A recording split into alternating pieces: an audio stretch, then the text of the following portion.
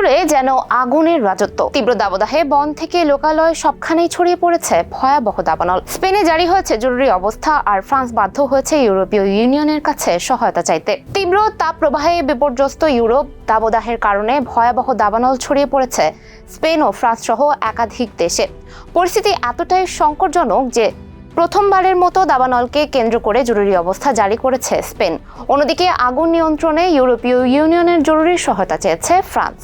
ফ্রান্সের জনপ্রিয় পর্যটন এলাকা ক্যাপ ফেরে উপদ্বীপে আগুন লোকালয়ের খুব কাছাকাছি পৌঁছে যাওয়ায় প্রায় ৬৩,০০০ মানুষকে নিরাপদ স্থানে সরিয়ে নেওয়া হয়েছে।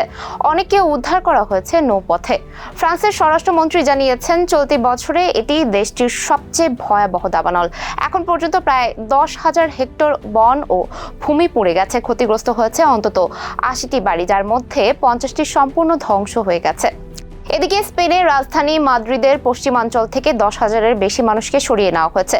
সীমান্তবর্তী এলাকায় ছড়িয়ে পড়া একাধিক দাবানল যেন একত্রিত হয়ে আরও ভয়াবহ রূপ না নেয়, সেজন্য দিনরাত কাজ করছেন দমকল কর্মীরা। বিশেষজ্ঞদের মতে, জলবায়ু পরিবর্তনের প্রভাবে ইউরোপে তাপপ্রবাহ ও দাবানলের ঘটনা আগের তুলনায় আরও ঘন ঘন এবং আরও ভয়াবহ হয়ে উঠছে।